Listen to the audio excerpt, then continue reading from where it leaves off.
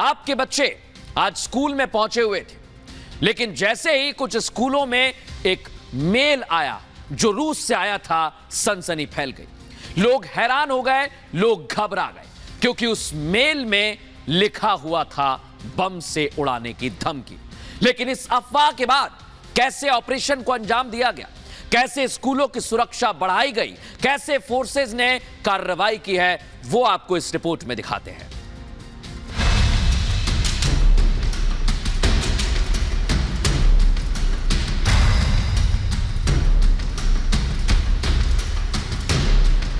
School suddenly बंद कर दिया गया है। इमरजेंसी में खाली मैसेज आया कि अपने बच्चे को लेके जाइए। कोई फर्जी मेल किसी ने किया है कि यहाँ पे बम की सूचना है। पूरा चेकिंग कर लिया है, बॉक्स खोला, कुछ नहीं मिला। हम इंश्योर कर रहे हैं कि कहीं पे कोई चीज ना हो।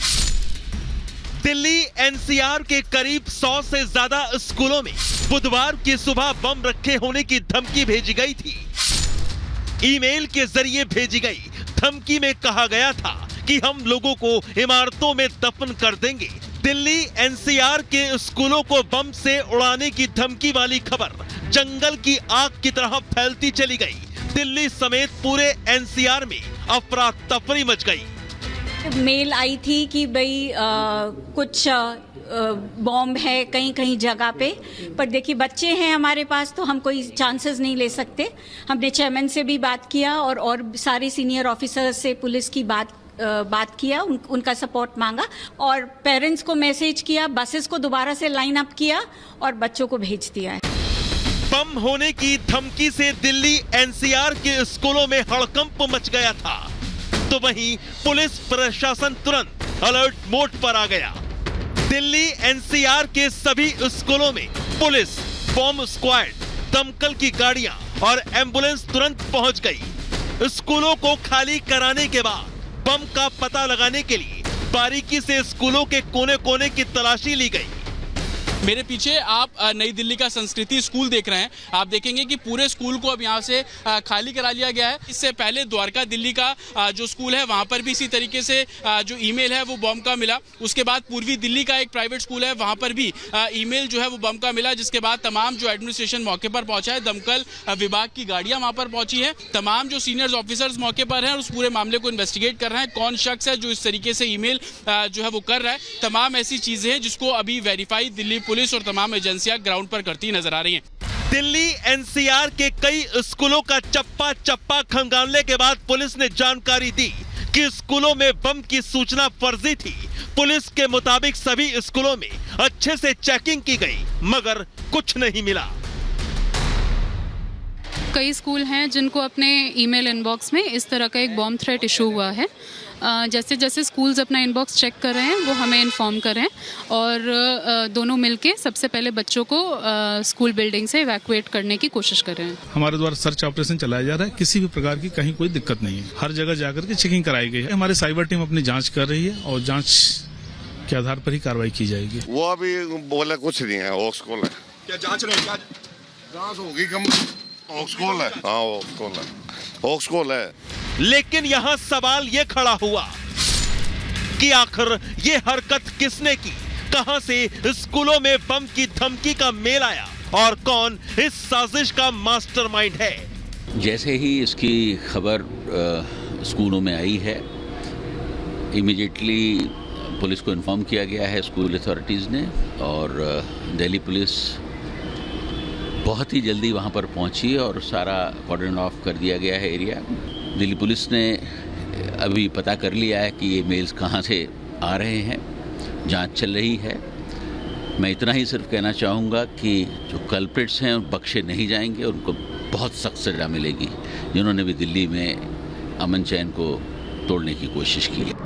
सवाल एक साथ कई खड़े हुए तो फिर इसका जवाब भी जांच में जुटी पुलिस और सुरक्षा एजेंसियों ने ढूंढ निकाला। इस मामले में बड़ा और चौंकाने वाला खुलासा हुआ है। दिल्ली एनसीआर के स्कूलों को मिले धमकी भरे ईमेल का पाकिस्तान कनेक्शन सामने आया है। जांच एजेंसियों को शक है कि पाकिस्तानी खुफिया एजेंसी आईएसआई के इशारे पर आईएसआईएस मॉड्यूल ने इसकी साजिश रची। swrim@mail.ru ईमेल आईडी से दिल्ली एनसीआर के स्कूलों को धमकी दी गई। अभी तक की जांच में सामने आया कि स्वरम अरबी शब्द है। इसका इस्तेमाल 2014 से इस्लामिक स्टेट की ओर से इस्लामिस्ट प्रोपेगेंडा को फैलाने के लिए किया जा रहा है। स्वरम शब्द का मतलब है तलवारों का टकराना। खुफिया सूत्रों के मुताबिक आईएसआई लोकसभा चुनाव के बीच भारत में माहौल बिगाड़ने या फिर पैनिक सिचुएशन पैदा करना चाहती है। इसलिए आईएसआई के इशारे पर आईएसआईएस लगातार साइबर वॉर की साजिश रच रहा था और इसी आधार पर पुलिस जांच में जुटी है कि क्या स्कूलों में बम की धमकी भरे ईमेल के पीछे किसी आतंकी संगठन की साजिश तो नहीं, और अगर है तो फिर इसके कनेक्शन कहां तक जुड़े हैं। Bureau report, Republic Bharat. देश में चुनाव चल रहा है, लेकिन नेता भाषणबाजी के दौरान अपनी जुबान पर कंट्रोल नहीं रख पाते हैं और कई मर्तबा उनकी जुबान फिसल जाती है। लेकिन जुबान इस बार दो बड़े नेताओं की फिसली और उन्होंने बीजेपी को वोट देने की अपील कर दी है। आखिर ये हुआ कैसे, देखिए जरा। तृणमूल के वोट देওয়া মানে তার থেকে ভালো বিজেপি কে ভোট দিয়ে কিনা। भारतीय जनता पार्टी को बहुत बड़े मार्जिन से जिताना है।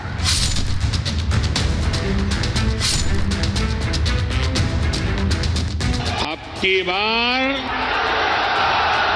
एनडीए सरकार 400 पार।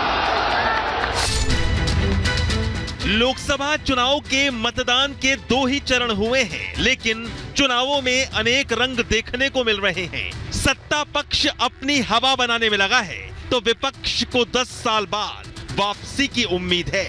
लेकिन विपक्षी नेताओं के बयानों से ऐसा लग रहा है कि इस बार फिर उम्मीदों पर पानी फिरने वाला है।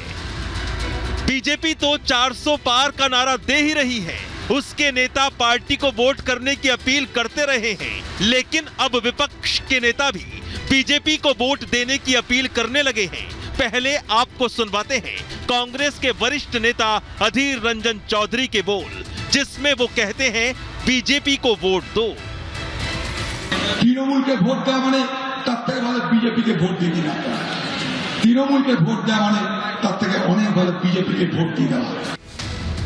तो सुना आपने, अधीर रंजन चौधरी ने गठबंधन में शामिल ममता बनर्जी को कोसते कोसते ऐसी बात अपनी जुबान पर ले आए जिससे सियासी गलियारों में चर्चा गर्म हो गई, क्योंकि ये कोई पहला मौका नहीं है। इधर समाजवादी पार्टी के नेता शिवपाल यादव ने भी बीजेपी को जिताने की अपील कर दी। 7 मई को भारतीय जनता पार्टी को बहुत बड़े मार्जिन से जिताना है, और इसलिए भी जिताना है आपके सामने पर कई बार बहुत चुनौतियां आई हैं। नेताओं की जुबान तो कई बार फिसलती है, लेकिन जब विरोधी ही बीजेपी को वोट देने की अपील कर दे तो बैठे बैठाए मुद्दा मिल जाता है, और बीजेपी ने इसे हाथों हाथ लेकर तंज कसने में देर नहीं की। थोड़ा संतुलन खो बैठा है, उसका साथ क्या इक्वेशन है तृणमूल कांग्रेस का, वही बता सकते हैं। जनता का जिस बारे में कोई उत्साह नहीं है तो स्वाभाविक रूप में पश्चिम बंगाल का जो विपक्ष है उसका क्या उत्साह रहेगा। हम we are not interested in it.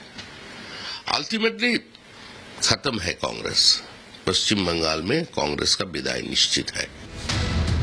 चुनावों में एक एक बयान महत्वपूर्ण होता है, और जब नेता भाषण देते वक्त गलती करते हैं तो इसका खामियाजा भुगतना पड़ सकता है।